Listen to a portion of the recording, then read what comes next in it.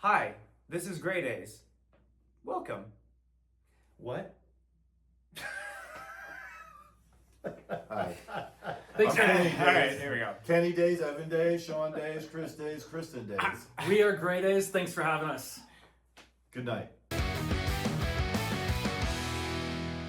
Hola a todos, ¿cómo están? Epitafios está de vuelta, nueva temporada, nuevas historias y comenzamos este nuevo ciclo con una banda que transformó su historia en un legado que sigue resonando, Great Daze. Hi everyone, this is Daze, and we're answering questions. Question 1. When you look at the music you're making now and compare it to your early days, what emotions come up? Sean? Well, if it's a sad song, I think about lost friends, and obviously our former singer and former guitar player Bobby, and those are emotions that are constantly around this project just because of the history and who was involved. But there's a lot of happiness and fun, excitement stuff that happens with more of the newer songs that we've been writing because it's a different writing process than we're used to, so it's new and. I think it's different in that way, and that's a lot of fun. For me, it's exciting. When it comes to songwriting, what has changed over time and what do you feel has stayed the same since the beginning? I think the thing that's stayed the same since the beginning is we are a rock band with, guitars, drums, bass. That's kind of the grungy origins of the band. And then what's changed over time is we've got a lot more electronic elements into it. And then obviously we have new members playing, which changed the chemistry a little bit, but it's kind of a grunge band in the electronic era that runs the whole gamut of then till now. At this stage, is there any mindset, mantra, or philosophy that's guiding your creative direction? You answer that one. Okay. Let me go real deep for you. I like the songs to write themselves. And so if the song can write itself, I think it's a keeper, and if we have to work really hard at it, that's typically not the song that we're going to put out. So the mindset is let the flow happen, let the song happen, and that's typically the best song. How was the process of bringing new voices and new members into the band, both on a human level and musically? It's been a roller coaster because some of the members we had to bring in were because we lost other members. Bobby passed away in 2002 of a brain tumor, and then obviously we lost Chester in 2017.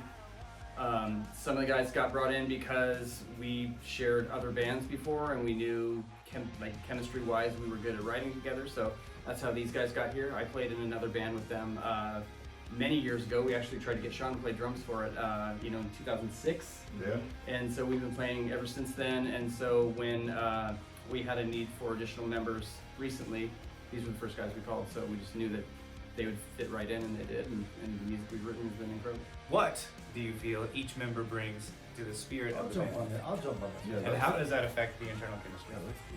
I think maybe we all answer this differently, right? Sure. So I think Evan brings a very stable, even keel. Kenny is clearly the not serious joke maker. Kristen is Not the me. avant artist that can never do anything easy. Chris is the young gun that wants to do 9 things, but we only have time to do one, and we always have to explain we have time to do one of these 9 things, so let's pick one. And I'm probably just the pain in the ass for everybody that tries to be serious too often, and I don't know. Well, I'd love to hear what everybody else thinks. Everyone's. I like those. That's a good explanations. answer. Yeah, I like those. Sums it up. That's a cool one. Oh, come on. You guys He's like, Nobody give has- me I don't more have anything credit to than- add. No. Good chemistry. We all bring something different to the table. I think it's really, and we recognize each other's strengths in that sense. It's never easy to get to the final thing, but once we do, it's worth it. Soundbite. It is. Soundbite. Definitely. Was it challenging to adapt to these new energies, or did it happen naturally? That's more for Kristen and I, maybe. Yeah, I mean, I think it's a little of both, right? I mean, I think that, finding somebody to come in and sing in the band was obviously a huge undertaking for everybody involved, Chris and us. And so we had to tread lightly there because very special person that we're trying to honor and pay tribute to while also maintaining our own voice. So that was a hard one. But then I think it worked out great, but it was not an easy thing to do. And then getting Kenny and Evan in the band was fairly easy because we had worked together before and we just knew we worked well together. So that was fairly seamless. And then it's all chemistry, so you never know what you're going to get when you switch out any member of a band. So you got to make sure it works. And as we started writing this new stuff, we just realized it worked. In your most recent songs, what sounds or elements do you feel you're exploring for the first time? I think because Grey Daze was originally a grunge act with amplifiers on stage, do y'all remember those days? We had to translate this into what 2025 and 2026 music would be, and so taking a little bit of let me fix that. I think that taking an analog and digital approach and mixing those two together is kind of the special sauce here. We're bringing the 90s and we're bringing 2026 together. And so the balance and the mix between analog and digital, I think, is a really, really cool thing that we have been exploring with. Plus, I think you also bring like you have like an R&B element to some of the stuff too.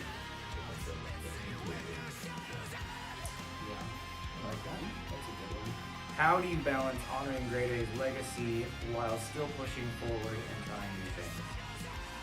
Carefully. This is all fan driven. Everything we've done is literally fan driven. We were asked to play shows. This whole thing was just supposed to be one show in Phoenix, Arizona. And that turned into 2 shows, 5 shows, a European tour. I feel like in keeping with the Grey Daze legacy, we're just taking the sound, what the fans want, and providing it to everybody. I mean, there's nothing here that we're trying to force on anybody.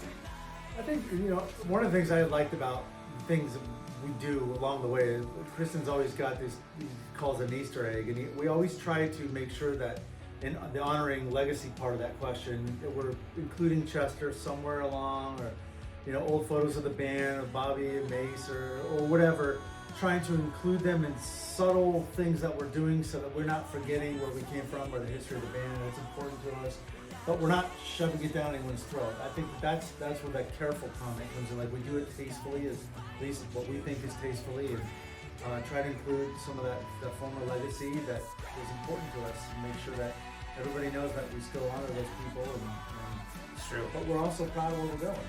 If you look at the videos, if you watch the shows, there are Easter eggs all over the place of the history and the legacy of the band, which is really cool. Fake Little Lies was your first single with Chris and really marked a new chapter. What was it like to write a brand new song again after so many years? That one happened very quickly. We sat in the garage for a couple of days and just hammered out a couple riffs, and then we gave it to Chris, and he took it back to LA and sent us some ideas, melodies, and it actually came together very quickly. It actually did, surprisingly quickly and easily. I don't know how you feel about it. Well, the question to me is a little interesting because it's not like we haven't been making music the whole time since the other stuff too. So we have been making music. It just has been with this. So I think, again, when we went to go do this together, it came together pretty quickly, but it wasn't like we had been told for years without doing it. So I think it was a natural evolution of what we were doing, both from the grunge transition into the Men's and Phoenix record. It was kind of the next step. There's something very human about little lies we tell ourselves to keep going. Would you say the song comes from more resignation or from frustration? The song came from frustration. Pure 100% frustration. And it was an accumulation of frustration, but also the pressure that was specifically on me. And it was my first time that I had been able to say it out loud. So, and some of the experiences some of the people that we've run into since putting the thing back together. And so frustration and just some things that I wanted to say. Don't believe everything you read on the internet about people. True. Musically, it has a strong, steady pulse. Was that a conscious way of this is where we stand and saying this is a new starting point? I don't know. I don't think it was that deep. I think we just We weren't ever that conscious, like trying to think about, okay, this is our start. None of that happened. It just fell together one piece at a time until we said, oh, we have a song. Should we release it? Even when we wrote it, we didn't know we were going to release it. Yeah, and I think the point about that stuff is like that's not the only song we wrote during that time either. We wrote a few songs, and this one, to Chris's point earlier, stood out because it was the easiest one to come together, and it just felt right. So it's there's nothing like purposeful in terms of this song, this melody, this mood, that type of thing. It's just that's the one that felt the best for us. You've released 4 songs so far. Are you planning a new album? What can we expect moving forward? I feel like that's kind of a loaded question. I think we are definitely going to release more music. How much of that and how soon is hard to say, but we will release as much as we possibly can. And depending on when this comes out, we do have at least one more coming. So. Right. Good ready. When someone listens to these songs during a tough moment, what do you hope they feel? Companionship, strength, or simply understanding? Damn, that's a good question. All of it. I would Yeah, say. whatever they need. Yeah. Whatever they can take out of it. One of the Well, you're the things- one that has writing lyrics. What do you want to take from it? Here's the deal. I want everybody to feel included. This is an inclusive thing that we're doing. And music and art can be taken a lot of different ways, but one of the things that I hope that we can do with Grey Daze is everybody feels welcome and everybody feels understood and heard. And so whatever that means to you, if it is companionship or strength or understanding or frustration, sadness, happiness, whatever it is, just know that we're going through it too. And a lot of people are going through it. So inclusivity is what I hope you feel. One of the coolest things meeting people as we're traveling around, especially from other countries that we don't get to meet, on a regular basis, was how much they said that the music helped them through hard times in their life. A lot of it had to do with the pandemic, because when our record came out.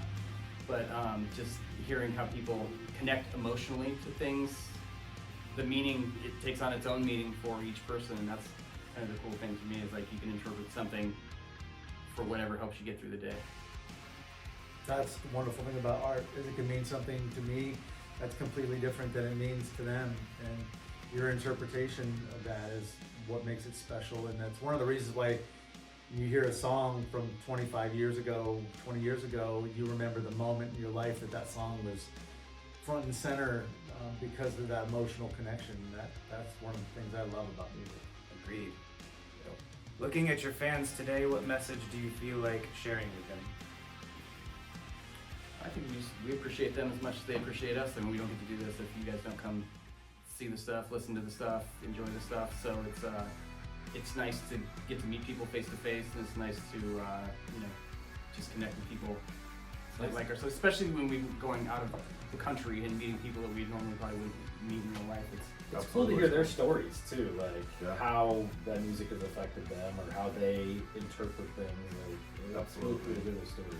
How was it for you guys, like when you came over your first tour to Europe, and you get to hear? It was almost I don't want to say overwhelming, but it was a lot to see how big some of those emotions and reactions were to some of those people. It was a lot. I think we must do that when Yeah. we did Amends. We're like, whoa, this is a lot Yeah, it was deeper than we. I didn't think about that. Yeah. That was y'all's Yeah. first time on tour with us. Yep. And they were getting earfuls from the. There the was fans. a- There was a person that was sitting on the stage that cried through like almost the whole set that one time we were Yeah. in Hengelo, and I ended up hugging him through half of the songs. I remember wanted that. to come, Yeah. and they were cheers of joy. He was having a good time, but it's really emotional for some It's people. really cool to see all that. It is. Yeah. It's very cool. I had an experience, it was about 15 years ago, and my all-time favorite band is Alice in Chains. And we lost Lane Staley in like 2005, I believe it was, 2003. And I never thought that I'd ever see Alice in Chains again. And William Duval came out as a new singer. They put out an album, Black Gives Way to Blue. And my girlfriend at the time got us tickets to go see Alice in Chains. And I remember just hearing the first song of the first, I never thought that I'd be able to hear that music ever again. And it was one of my favorite moments of all time. And I think it's really cool because I see that same look in a lot of people's eyes whenever we go out on tour. They never thought that they would hear this music live. So just seeing that on their face and knowing that feeling and that emotion, it kind of hits hard. Wrapping up, is there any upcoming project on the horizon that you're especially excited about?